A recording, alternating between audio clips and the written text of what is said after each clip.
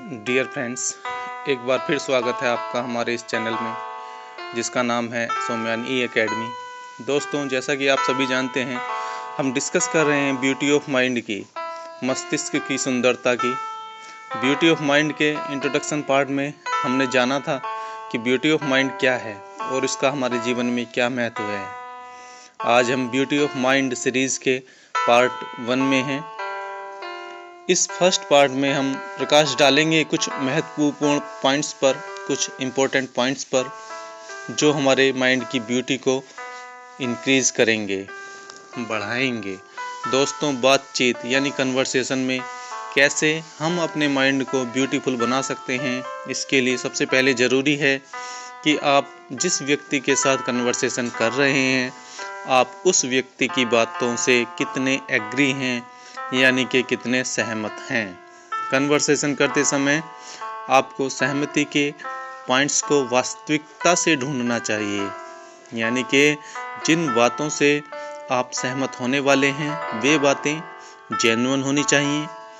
उन्हीं genuine points को हमें ढूंढना है, आपको ढूंढना है। ऐसा करना थोड़ा मुश्किल होता है क्योंकि सहमति वास्तविक होनी चाहिए, ना कि एक ढोंग होना चाहिए। दोस्तों, आपने देखा होगा कि कुछ व्यक्ति कन्वर्सेशन के दौरान ऊपरी मन से सहमति दिखाते हैं। ऐसा ढोंग कन्वर्सेशन में नहीं होना चाहिए, बातचीत में नहीं होना चाहिए। सहमति के वास्तविक पॉइंट्स को परखने के बाद ही सहमत हों। सहमति के जेन्युइन पॉइंट्स को ढूंढने के बाद ही उनसे सहमत हों।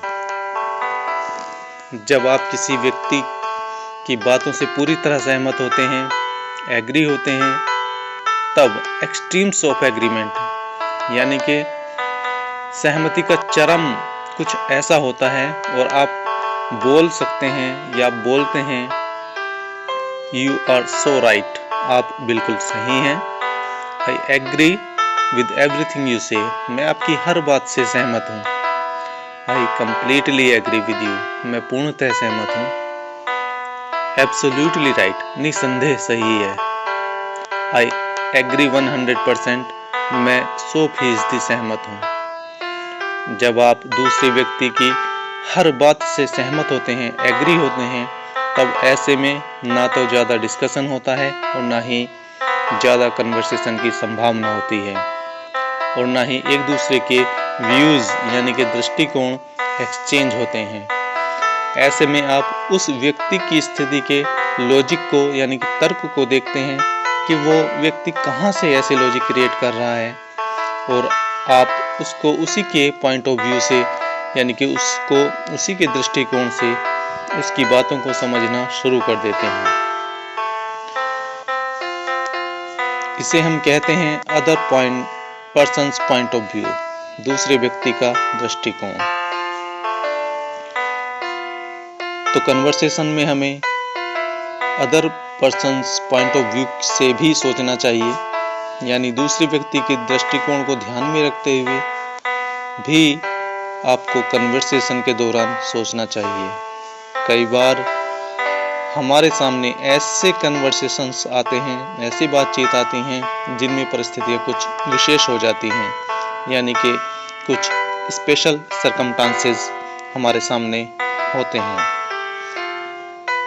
मैं ऐसे में कैसे डिसएग्रीमेंट को यानी कि असहमति को सहमति में बदला जा सकता है, ऐसी विशेष परिस्थितियों में आपको समझना होता है उन बातों को और ज़्यादा गहराई से, जिन बातों से आप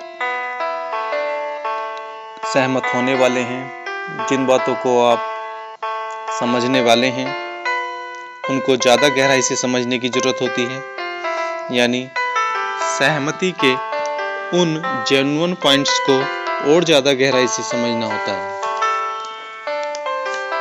फॉर एग्जाम्पल, कोई सुझाव देता है arranged marriages are a good idea. आपका जो इमीडिएट रिएक्शन होगा वो होगा नो, यानी असहमति, क्योंकि आप बिलीव करते हैं रोमांस में, लव में और फ्री चॉइस में। फिर आप विशेष परिस्थितियों पर विचार करते हैं, स्पेशल सर्कमस्टांसेस पर विचार करते हैं, कंसिडर करते हैं। लाइक आइसोलेटेड कम्युनिटीज़ में योग्य वर व वधु मिलने की संभावना बहुत ही कम होती है।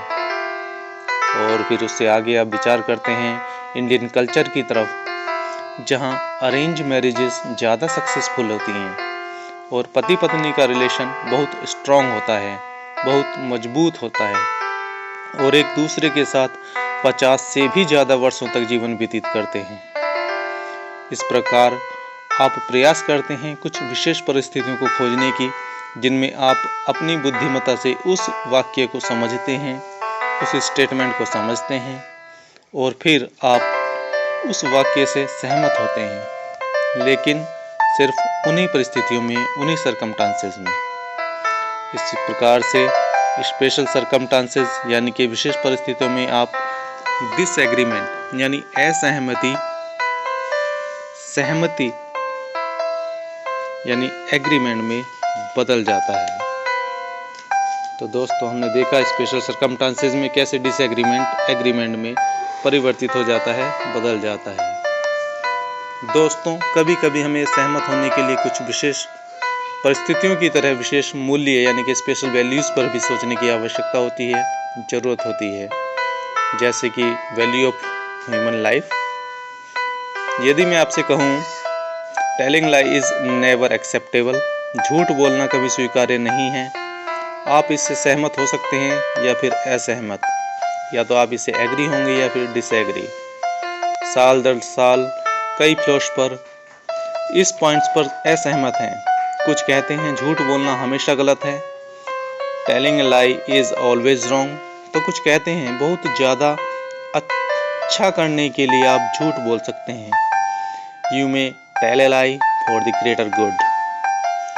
सपोज मान लो एक हत्यारा, एक मर्डरर किसी संभावित शिकार का पीछा कर रहा है और वह हत्यारा, वह मर्डरर आपको पूछता है कि शिकार किस रास्ते पर गया है, तब आप मर्डरर को सही रास्ता बताएंगे या फिर गलत, ये आपके ऊपर डिपेंड करता है।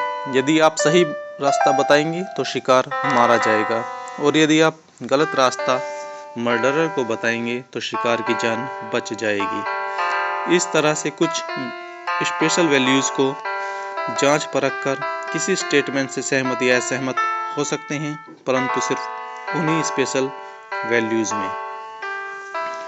कई बार आप सहमत या असहमत हो सकते हैं अपने अनुभव के दम पर, यानी कि अपने एक्सपीरियंस के दम पर। उन चीज़ों का पिछले कई वर्षों में आपने एक्सपीरियंस किया हुआ हो, उसके दम पर भी आप सहमति या असहमति दिखा सकते हैं। इस प्रकार आप अपने एक्सपीरियंस के बल पर किसी बात से एग्री या डिसएग्री हो सकते हैं। दोस्तों, अब समय आ गया है beauty of mind part 1 video के पॉइंट्स को समराइज करने का। कन्वर्सेशन में यानी बातचीत में हमें एग्री होने के लिए किन पॉइंट्स का ध्यान रखना है। तो पहला समरी का पॉइंट है, दूसरा व्यक्ति जो कह रहा है उसमें आपको सहमति के पॉइंट्स को वास्तविकता से ढूंढना है।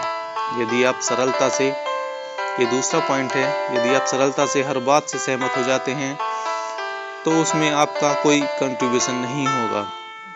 तीसरा पॉइंट है, हर पॉइंट पर असहमत होना यानी कि हर पॉइंट पर डिसएग्री होना इरिटेटिंग है और बोरिंग भी। चौथा पॉइंट है, जरूरी नहीं कि आप हर बात सही हो, हर बार आप सही हो, यह जरूरी नहीं है। अतः अपनी ईगो को डिस्कशन से दूर रखकर सब्जेक्ट के मैटर पर फोकस करें। पांचवा पॉइंट है, झगड़ालू होना यानी आर्गुमेंटेटिव होना कभी भी ब्यूटी को, सुंदरता को नहीं दिखाता, नहीं दर्शाता है। छठा पॉइंट है, अपना रियल एफर्ट्स दूसरे व्यक्ति के तर्क को देखने में लगाएं, उसको समझने में लगाएं कि वो किस आधार पर बातें कर रहे हैं, अपने एक्सपीरियंस के आधार पर, विशेष परिस्थितियों के आधार पर या फिर नॉलेज के आधार पर।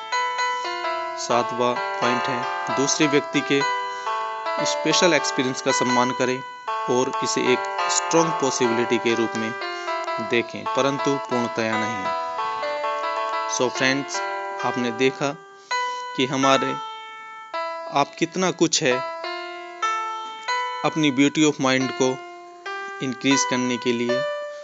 जैसा कि हमने इंट्रोडक्शन पार्ट में भी बताया था कि हमारे पास बहुत कुछ होता है अपने माइंड की ब्यूटी को दिखाने के लिए। तो वीडियो यदि पसंद आया है तो लाइक और शेयर करना ना भूलें। धन्यवाद।